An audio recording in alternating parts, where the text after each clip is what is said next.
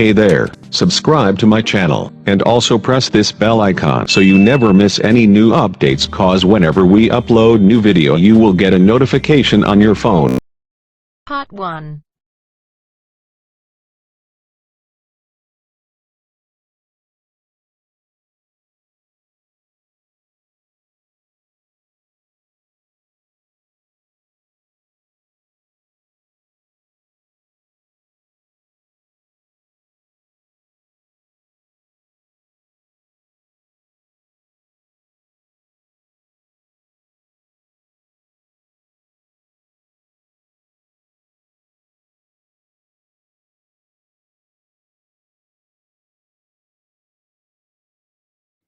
You will hear a woman talking to a man about joining a drama club. First, you have some time to look at questions 1 to 6. Pause the recording for 30 seconds.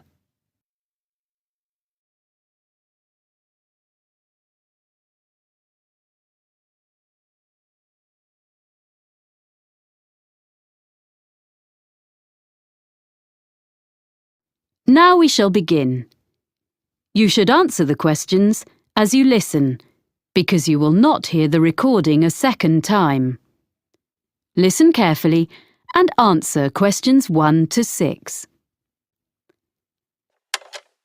Hello, Robert Gladwell speaking. Oh, hi. My name's Chloe Martin. I was given your name and phone number by Ben Winters. I work with him and he said you're a member of Midbury Drama Club. Yes, I am. Well, I've just moved to the area and I'm keen to join a drama club. Great. Yes, I can give you some information. We're one of the oldest drama clubs in the area, as the club started in 1957.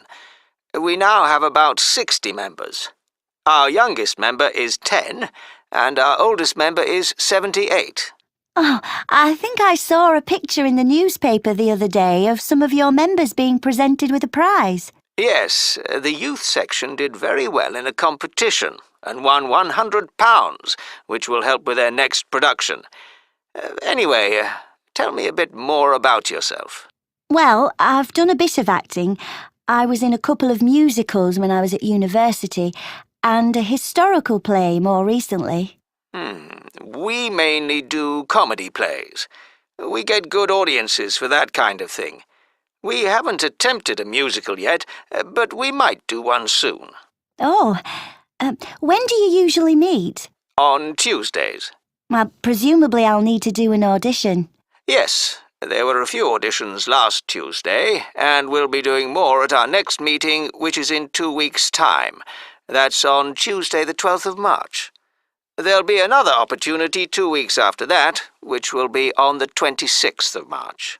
Oh, well, I can come to your next meeting, and if I don't get an acting part in a play, I'd be happy to help with something else. I've designed publicity before. Great. We're very short of people who can do that, so that would be really good. There are a lot of people who like making scenery, so we get plenty of help with that, but we haven't got enough people to do the lights at the moment. So, if you think you can do that, or you have any friends who would like to, do bring them along. We can show you what to do if you haven't got any experience. I'll have to think about it. So, do you meet in the theatre? We do our performances in the Manor Theatre, but we only hire that for the nights of the actual performances. We meet to rehearse every Tuesday evening in the community hall. We rent a room there. Oh, I'm not sure where that is. I'll be coming by car because I don't live in the town centre. It's in Ashburton Road. As you're coming towards the centre, down Regent Street, you need to turn left at the crossroads. Oh, I know. There's a big car park down there, just before you get to a hotel. It's on the other side of the road from the sports centre. That's it. That's the closest place to leave your car, and you don't have to pay in the evening to park there. We meet at 7:30, and we usually finish by 9:30 or 10. OK. Before you hear the rest of the conversation, you have some time to look at questions 7 to 10. Pause the recording for 30 seconds.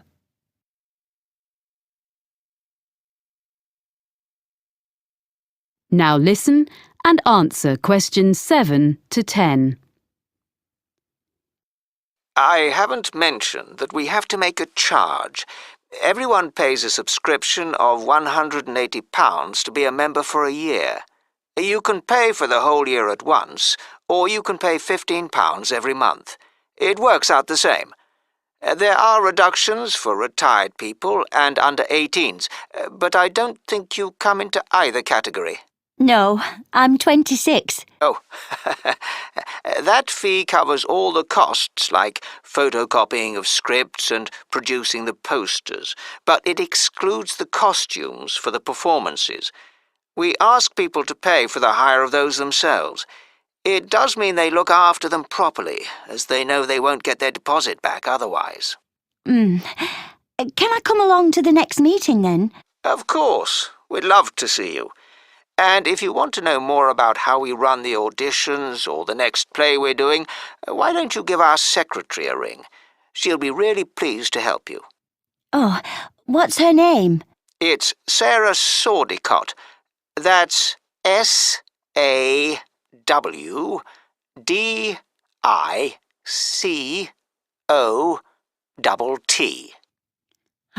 Got that. And her phone number? I've only got a mobile number for her. Just a minute. Let me find it. Yes.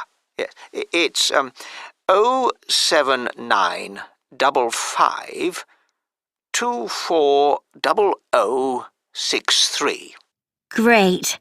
Thanks for your help. That is the end of part 1. You now have half a minute to check your answers.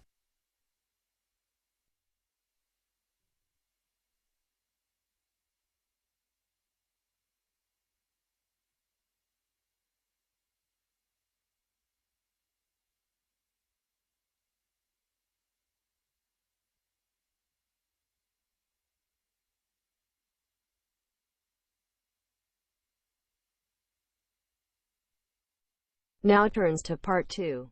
Part 2.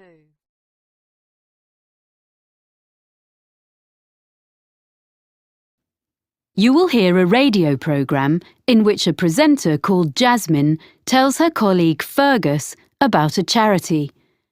First, you have some time to look at questions 11 to 15.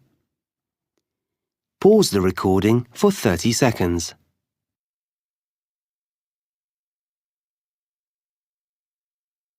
Now listen carefully and answer questions 11 to 15. And now here's Jasmine, who's come to tell us about this week's charity. Hi, Fergus. This week, I'm going to talk about forward thinking and their plans for the Colville Centre. So, in recent years, people have realised how useful the arts can be within healthcare. The idea behind forward thinking is to use the arts to promote well-being. The charity develops projects for people with special needs and health problems, and also delivers training to healthcare professionals in using the arts, as well as supplying them with information and advice. Forward thinking doesn't just run art and craft classes to distract people who are ill, or recovering from illness, but arranges longer-term projects and courses, as it's been shown that the arts can bring all sorts of positive changes in patients, including benefits such as shortening the length of stay in hospital and reducing the amounts of medicine they need. I see. Forward thinking has experience of working with a broad range of people, from young adults with learning difficulties to older people in homes or daycare centres and people with physical disabilities. The organisation's been around since 1986, and it gradually expanded during the 1990s. Then, in the new millennium, it was decided to find a memorable name. So it's been operating as Forward Thinking for several years, in fact since 2005. It's quite a locally based charity, mainly for people in the southern part of this region, which includes all rural and urban communities outside the city of Clifton, which has its own organisation. There are, of course, some similar charities in other parts of the country, in London and so on. And what's the present fundraising in aid of? Yeah. Well, the charity needs funding in order to buy the Colville Centre. This is a former village school, which was built in 1868.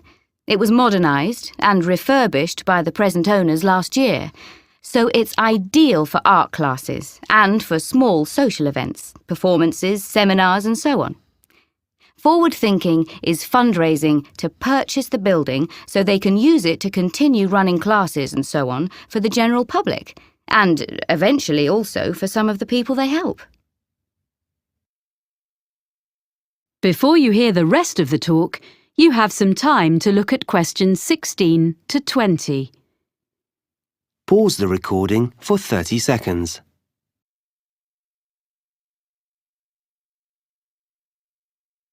Now listen and answer questions 16 to 20. Right. So, can you give us a few ideas about what classes people might do there? Is it all art classes? Well, there are some very good art classes, but there are lots of other things going on as well. So, for example, there's Learn Salsa with Nina Bellina's team. They say that salsa is an easy dance to learn. It's also an excellent form of exercise, according to Nina. And that class is for both men and women, of course. It's ideal for beginners and what they call refreshers. That's £100 for 10 sessions. Then, another class is called Smooth Movers. It's with Kevin Bennett. And it's for you if you don't have the same energy levels as you used to when you were a teenager. It's a gentle exercise class, geared to the needs of whoever is in the group in a particular session. And Kevin is qualified to teach classes to people getting over injuries and so on, and balance training.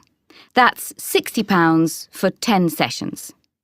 Then there's a day called Art of the Forest with Jamie Graham, where you discover Upper Wood, a short walk from the Colville Centre, and learn how to design in 3D with natural materials.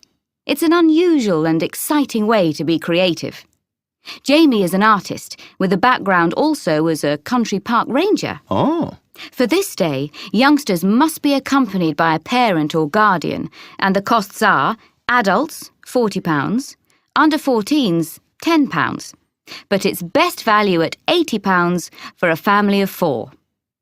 The next one is The Money Maze, and this is a series of talks by Peter O'Reilly, an independent financial advisor. He gives advice on family finances, things like everything parents need to know about managing the costs of bringing up children, sending them to university, and actually also about care for elderly relatives. It's £10 per talk, which will all go to support forward thinking. And as a final example of what's on offer, there's Make a Play. That's for 8 to 14s. And this activity is such a hit that it usually sells out within days of being announced. Basically, what you do is write, rehearse, and perform a play in just 2 days. And it doesn't require any previous experience. I gather there's lots of fun and silliness along the way. And the best bit, perhaps, is that there's a performance for family and friends at the end. It's just £50 for 2 days. Pretty good range of activities, I think. And all raising money for a good cause. Yes. And the all-important contact details are colville@forwardthinking.org.uk or write. That is the end of part 2. You now have half a minute to check your answers.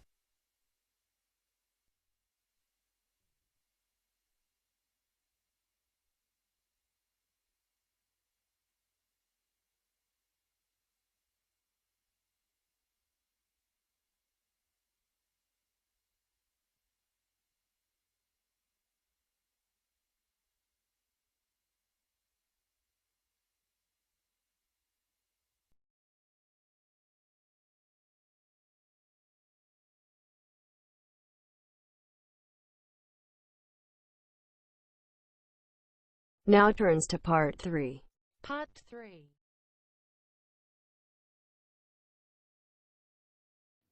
You will hear two students talking to their tutor about a geography trip.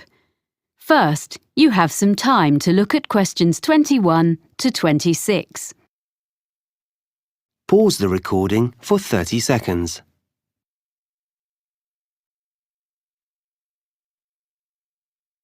Now listen carefully and answer questions 21 to 26. Now, Stefan and Lauren, you worked together on the assignment for your urban geography course, didn't you? Mm-hmm. I know you made a plan of what you were going to do before you went on the field trip. Did you stick to it? More or less. OK. So where did you start? Well, first of all, we selected one area of the city to work in. We decided on the centre. Mm-hmm. And we looked in detail at how it has been developed by doing a survey. Yeah, we did that by walking round and dividing the area into different categories such as residential, commercial and industrial, so we could record land use. We're going to find some maps from 50 years ago and from 100 years ago so we can look at what has changed. Good. So that gives you a foundation. Mm. Then what did you do? I was interested in looking at how polluted the city was. I thought that was too general a topic and would be difficult to check. But Stefan persuaded me and actually it was quite interesting because before we started, we assumed that a lot of the pollution problems would be caused by industry. In fact, most of the industrial development has been on the outskirts. Oh. And most pollution is caused by the traffic which passes through the city centre every day. Right. There are 5 major road junctions around the edge of the city, so we set up equipment to check the air quality on each of those 3 times on one day. In the morning and evening, which is when most journeys are made in and out of the city, and at 2:30 in the afternoon. On the same day, we went to the 2 busiest junctions in the morning and evening to calculate the traffic flow into the city. Right. We'll be able to produce some graphs from the figures we collected. Yeah. Presumably you then looked at where all these cars ended up. I thought we should look at why people were coming into the city, whether it was for employment or education or leisure activities. But Stefan thought that would be too difficult. Because most people were in cars, it would be hard to ask them. Yeah. So we decided to spend an afternoon examining the parking facilities available instead.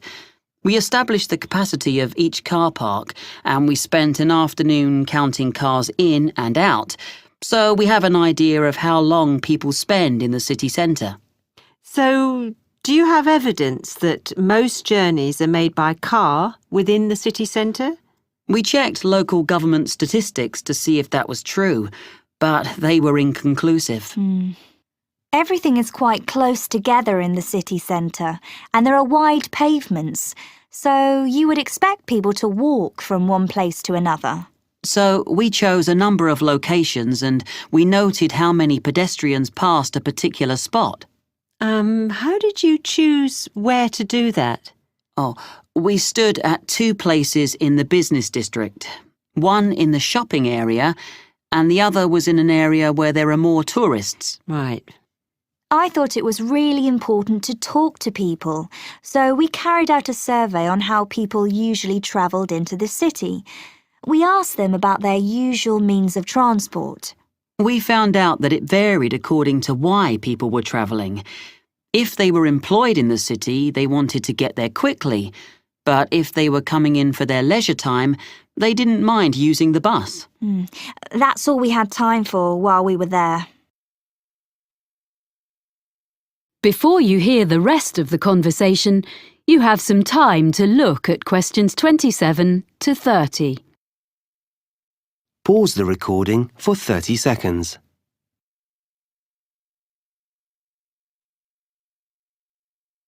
Now listen and answer questions 27 to 30. OK. So, shall we talk about what you're going to do next and how you're going to divide the tasks up? How are you going to present the data you've got? Well, some of the information can be presented as graphs or maps. I'm quite good at the software. You'd better do that then, Lauren. I'll help you check all the statistics before you start. OK. It's good to present as much as you can visually. Is there anything else you can use as visuals? We've got a lot of photographs which we can go through. We both took them, so some will be duplicated. It's going to take ages to go through them all. Maybe one of us should just choose some. Well, it's better if you collaborate. That way you'll end up with the best of what you've got. That's fine. We'll do that. And when the graphs and maps are done, you'll need to write a report, an analysis of the data. Will you do that together? I think that should be my responsibility if we're going to share the work out evenly. I can use some of Lauren's notes as well as my own. OK.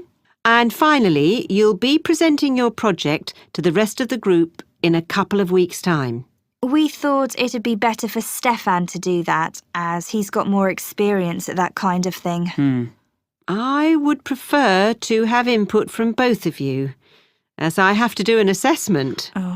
We'll take turns then. We'll divide it into sections and talk about a few things each. Good.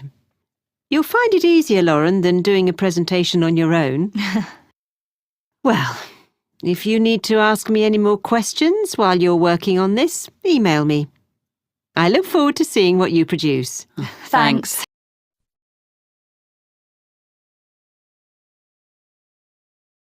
That is the end of part 3. You now have half a minute to check your answers.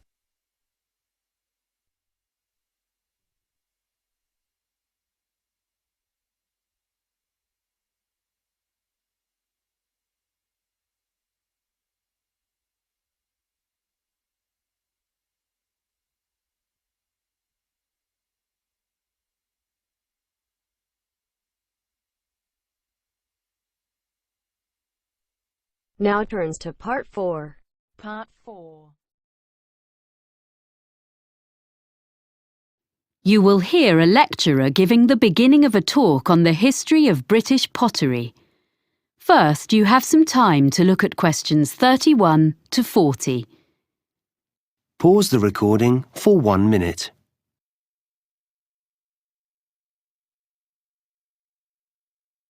Now listen carefully and answer questions 31 to 40.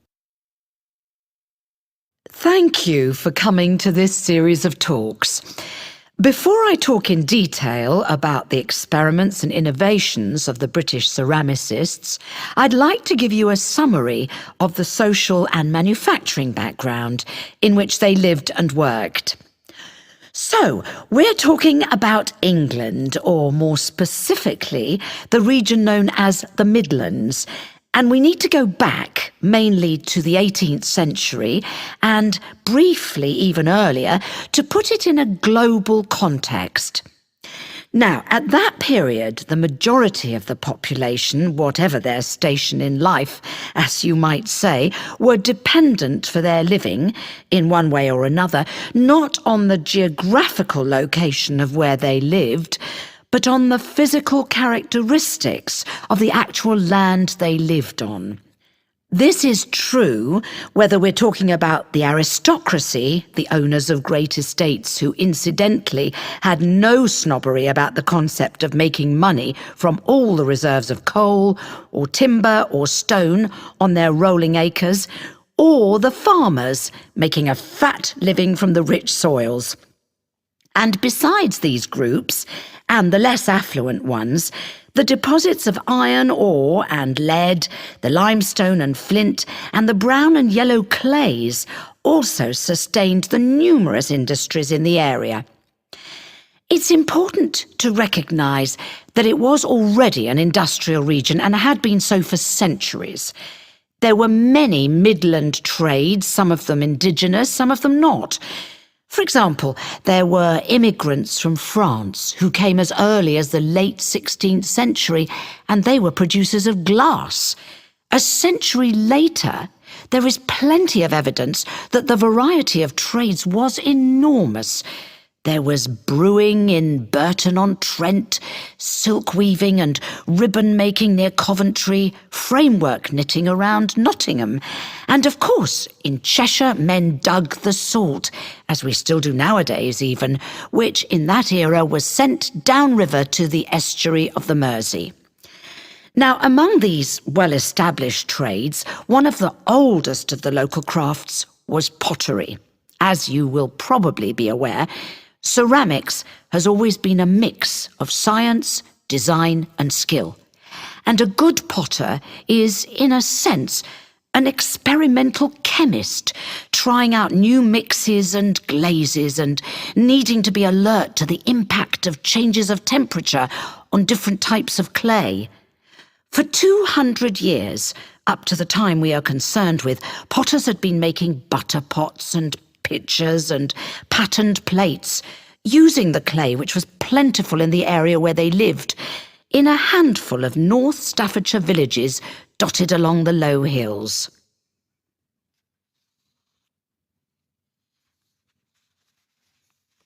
Now I want to explain a little about the industrial processes which had preceded the great breakthrough in Germany in 1708. That's when the formula for porcelain was discovered, a secret that had been held in China for 1,000 years. In the Midlands, in England as elsewhere, there had basically been two kinds of pottery. The first is still known as earthenware. Now, this was a bit rough and ready, but it was deservedly popular for several reasons. To start with, it was relatively cheap, so it could be used by most households. This was because it could be made from local clay without any complicated processing or added materials. From the potter's point of view, there was another reason for its cheapness. This was that it could be fired in simple ovens or kilns, and at relatively low temperatures, so he didn't have to spend so much money on fuel to achieve the necessary heat. On the other hand, after one firing in the kiln, the problem with earthenware was that it remained porous, so had limited usefulness. So for most purposes, it had to go back in the kiln for a second firing before it became waterproof. And another thing was that it was extremely breakable. I mean, before it had even been sold. I suppose the potter wouldn't have minded so much if people just had to keep coming back for more every time they broke a jug or whatever. But it was very inconvenient because it meant there was a lot of wastage in the course of the manufacturing process. Anyway, for all these reasons, if people could afford it, and that would be all but the very poor, they would buy stoneware, a much tougher product. Now, for this, the potter used a slightly more expensive raw material, which was made by combining clay and flint, and this mixture was fired at a far higher heat, with the result that the ingredients vitrified. That is to say, in effect, the whole thing became glassy. And because of this, it was non-porous, and naturally this was regarded as a great advance. Well, that's the situation in the 18th century. Are there any questions at this stage? OK, so now we can go on to look at the age of innovation. That is the end of part 4. You now have half a minute to check your answers.